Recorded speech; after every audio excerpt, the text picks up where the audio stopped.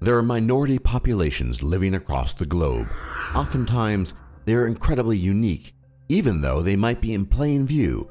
So in order to lead you down the path of discovery, we bring you 5 unique minorities you've never heard of.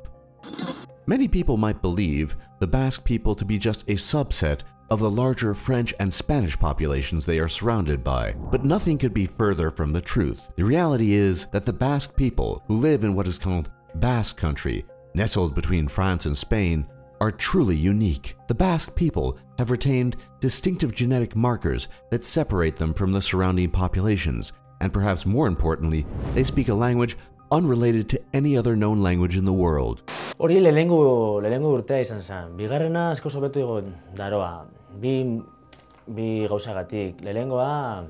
The Basque are thought to be a holdover from a previous era, before the more populous and numerous Indo-Europeans overran Europe.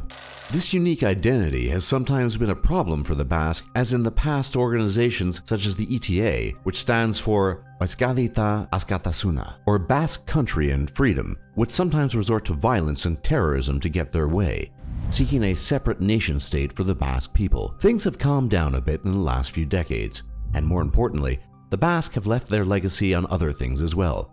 For example, the Spanish word for left is izquierda, and is ultimately derived from the Basque language.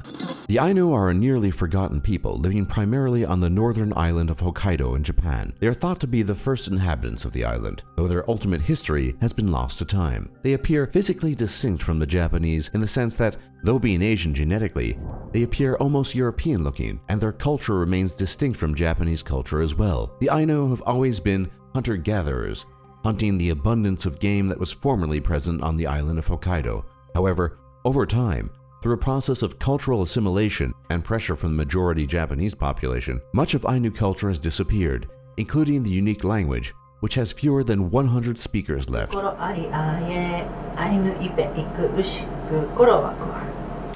reality is that the legacy of the Ainu is largely gone and has only been preserved in things such as music and traditional art.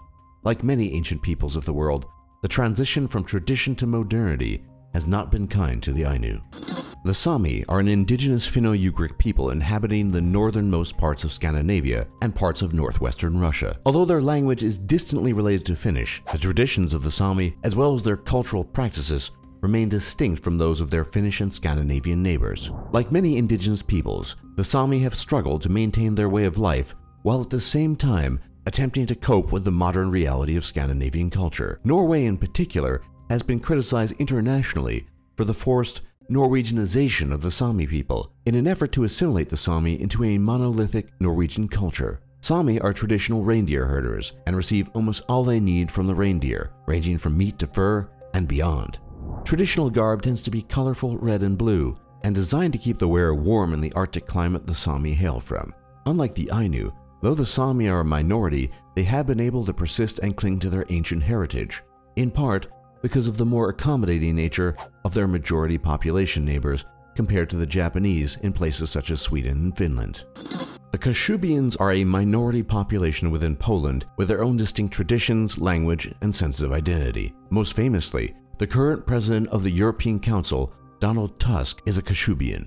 Historically, the Kashubians have struggled to maintain their own identity next to a competing majority Polish culture and have had mixed results. During the World War II and Communist era, they were distrusted by both the Nazis and the Poles, and were often considered disloyal to whatever the political flavor of the time had been, be it National Socialism or Communism. Fortunately for the Kashubians, in recent years, they've had more success in garnering cultural recognition, as the language is the only regional language recognized in Poland besides Polish, and people tend to be more open than in former years. The Yakuts are a large tribe of people native to the Sakha Republic of Russia, or Yakutia, far to the north and east of what many traditionally think of when they think of Russia. The Yakuts speak a Turkic language distantly related to the Turkish and Uzbek languages, but that is where the similarities end. Having been geographically isolated for millennia, the Yakuts have adapted to the climate of their region. Appearance-wise, many appear distinctly East Asian, and traditionally, the Yakuts engage either in semi-nomadic hunter-gathering in the more northern parts of the Sakha Republic, or animal husbandry in the more southern parts. Unlike many of the other people spoken of, The Yakuts have their own region to themselves, and though they retain their language and culture, the vast majority are bilingual in both Yakut and Russian, since Russian is required for job and educational purposes, in addition to having been essential in the Soviet Union's communist indoctrination process.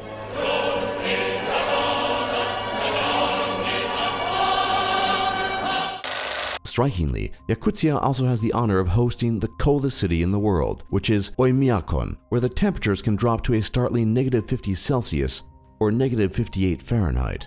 This might seem intolerable to you, but to the Yakuts, it's just part of everyday life in Siberia.